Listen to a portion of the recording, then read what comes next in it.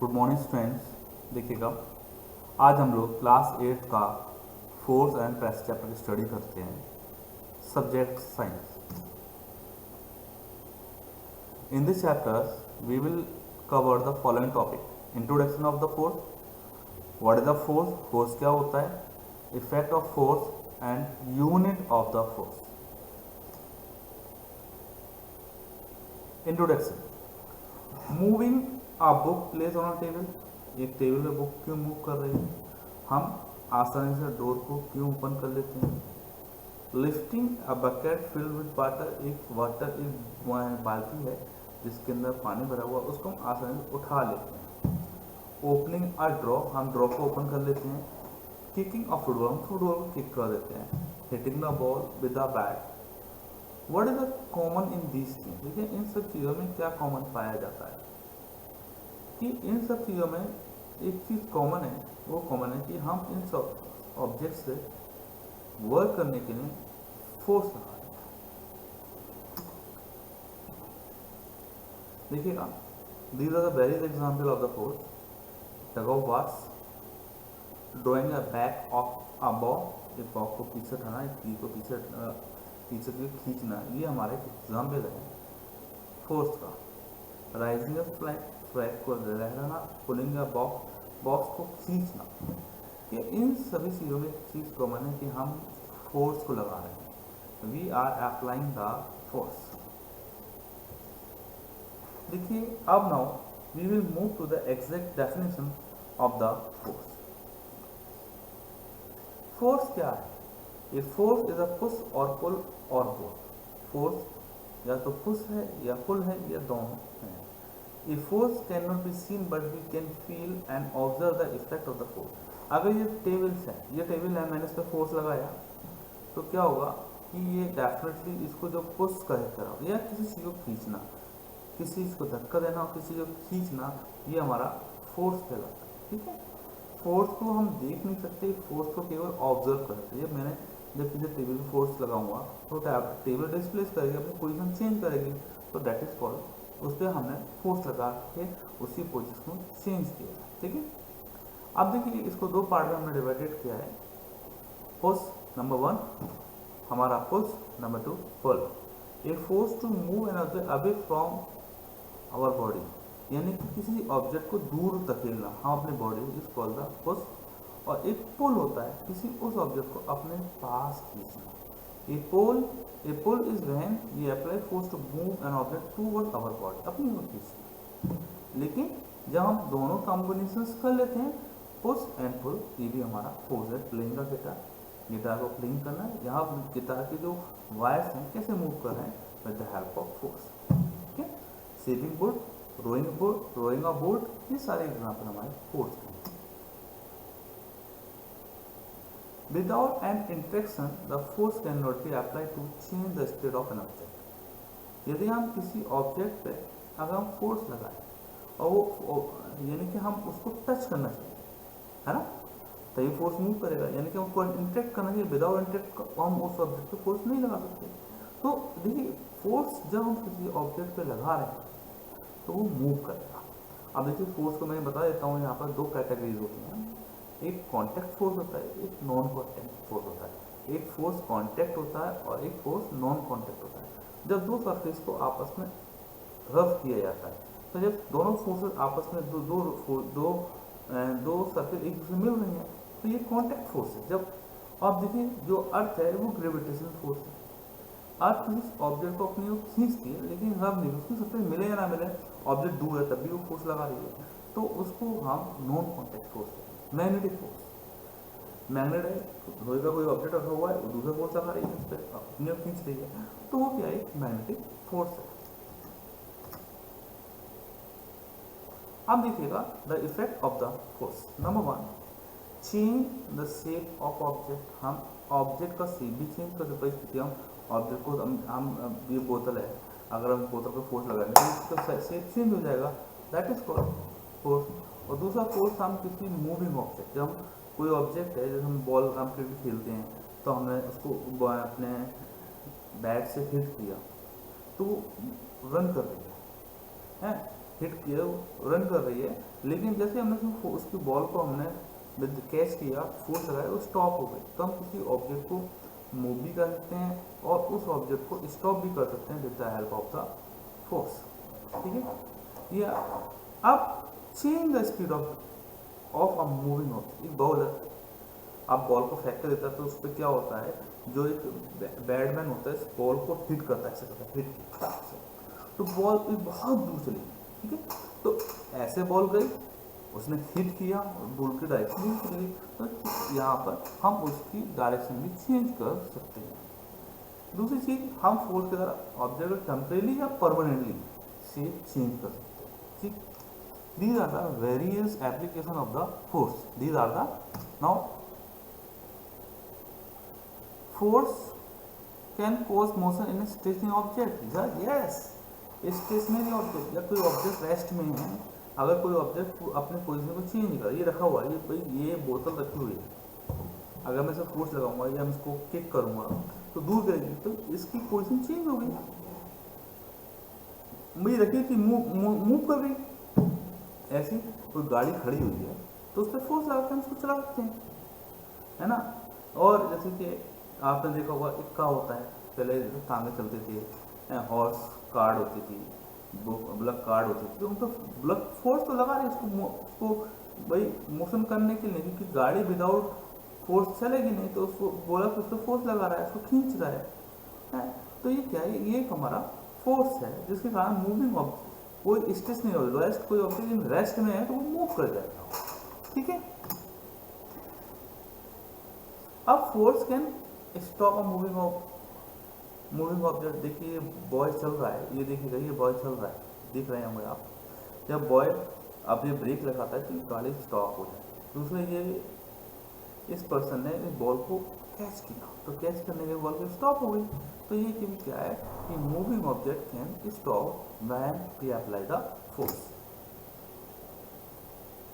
Force can change the direction of moving object. ये batsman है, ये हमारा टेनिस प्लेयर है, ये बॉल को हिट कर रहे हैं, तो ये डायरेक्शन को चेंज कर रहे हैं। देखिए ये डायरेक्शन चेंज हो रही है। तो with the help of direction we can change, with the help of force we can change the direction of any object.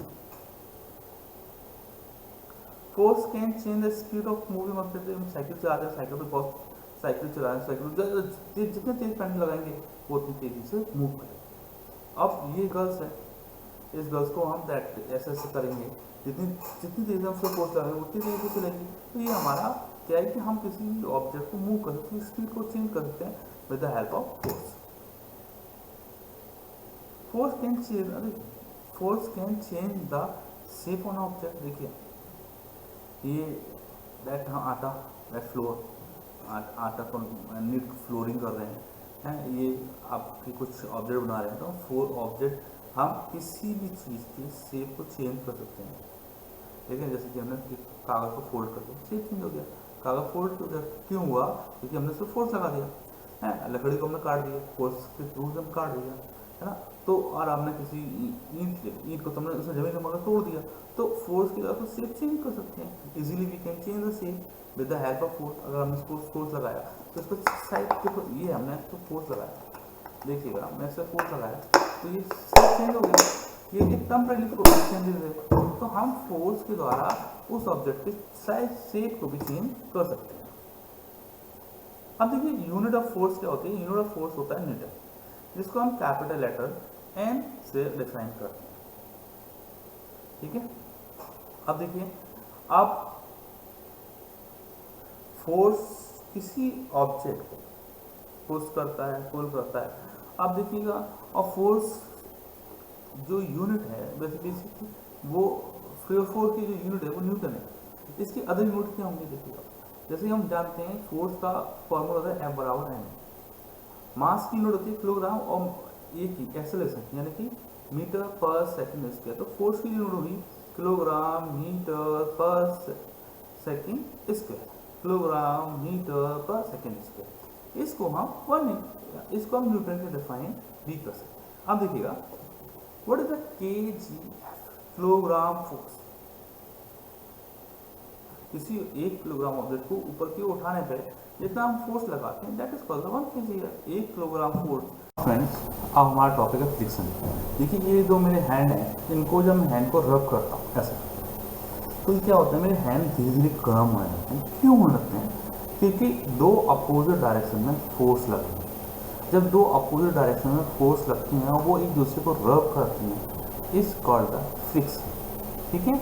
और जब दो फ्रिक्शन, दो रफ सरफेस, ये रफ सरफेस है, एक दूसरे को जब रफ अपोजिट डायरेक्शन फोर्स लग रहा है, तो उनको रब करने में क्या हो रहा है कि इसमें हीट जनरेट होती है। यानी कि ड्यूरिंग द फ्रिक्शन क्या हीट जनरेट होती है। देखिएगा, friction factor that effect the friction. Friction को दो फैक्टर इफेक्ट करते हैं। Number one, physical condition. Number two, weight of an object. अगर ऑब्जेक्ट ज़्यादा है तो वो ज़्यादा फ्रिक्शन लगाएगा, कम है तो कम लगाएगा। ठीक है।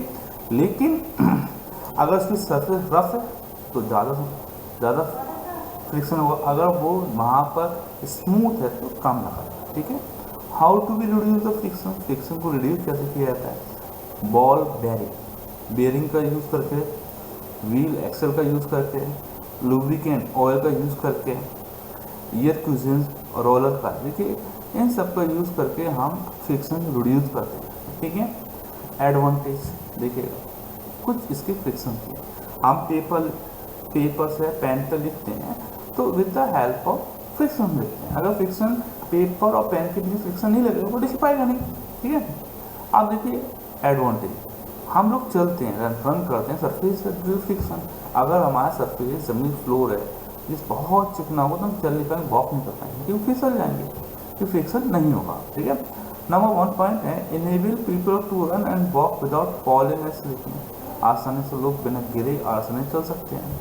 Enable us to write, paper पे हम with the help of pen और लिख सकते हैं। Enable a car to stop and brake are apply. अगर जो ब्रेक लगाए जाते हैं तो ब्रेक उस व्हील के पर फ्रिक्शन लगा के उसको रिड्यूस करते हैं, उसकी स्पीड को रिड्यूस करते हैं।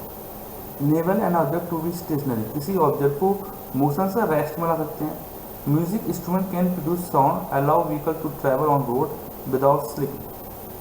भाई अगर टायर ज़्यादा चिकने होंगे तो चल पाएंगे नहीं, फिसलेंगे हैं। और इंस्ट्रूमेंट आसानी से साउंड प्रोड्यूस करते हैं, तो दिस इज फ्रिक्शन के एडवांटेज। दूसरी चीज़ है फ्रिक्शन के डिसएडवांटेज ये हैं कि फ्रिक्शन के डिसएडवांटेज क्या है कि वो ऑब्जेक्ट की स्पीड को रिड्यूस करता है। ठीक है। वो हीट जनरेट करेगा, हैं, साउंड पॉल्यूशन करेगा, और इससे क्या होगा कि हमारे कॉस्टिंग भी बढ़ जाती है, क्योंकि हम लुब्रिकेंट वगैरह का यूज़ करते हैं, बॉडी बेयरिंग का यूज़ करते हैं, तो इससे कि हमारी कॉस्टिंग भी बढ़ जाती है। इससे example of mode of friction, ये मैस्टिक्स को जलाया जा रहा है वर्णन किए गए फ्रिक्शन। हम ग्लास, अगर हम रफ ग्लास स्मूथ होगा, चिकना होगा, फिसल जाएगा हाथ से, तो होल्ड नहीं कर पाएंगे, है ना। तो फ्रिक्शन के द्वारा हमको होल्ड करते हैं। हम ग्लास को क्लीन कर रहे हैं with the help of friction. What is pressure? Pressure क्या होता है?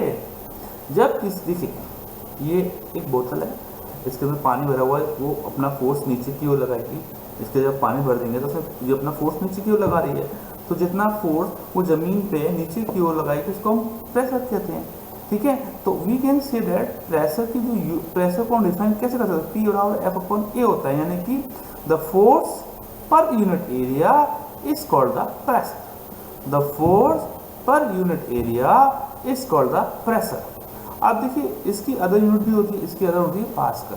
आप देखिएगा जब फोर्स, जब एटमॉस्फेयर हमारे ह्यूमन बॉडी पे प्रेशर लगाता है तो उसको हम एटमॉस्फेयर प्रेशर कहते हैं। ठीक है। आप देखिए साइकिल के अंदर हवा भरी जा रही है तो यह प्रेशर है, तो यह हम उसको ऐसा करते हैं जिससे कि कारण कि उस पंप के अंदर हवा भर जाएगी, और जब हम दबाएंगे तो वो प्रेशर के कारण उस टायर के अंदर पहुंच जाएगी। तो ये क्या है, हमारा फोर्स और प्रेशर के बीच में रिलेशंस होगा। आप देखिएगा ये horse pulling with the hemisphere, ये हेमिस्फीयर था, इसको काट के लगा दिया गया तो बीच में एक सक्शन जनरेट हो गया और इसको घोड़ हॉर्स के द्वारा खींचा गया, वो जोड़े नहीं। ठीक है। तो ये क्या है, ये हमारा उन दो हाफ बॉल्स के बीच में फोर्स जनरेट हो गया, जिसके कारण इसको हम वो एक दूसरे को खींच नहीं पाए, प्रेशर जनरेट हो गया। दैट इज वाई ये इसको नहीं कर पाए। देखिए ठीक है। ये बहुत बड़ा एक एग्जाम्पल था, ईयर प्रेशर लग गया और वो एक दूसरे को एक्स है वो मेटलिक हेमिस्फीयर से अलग नहीं हो पाए फोर्स लगाने के कारण। तो ये हमारा क्या है, प्रेशर, ईयर प्रेशर। ठीक है, थैंक यू वेरी मच।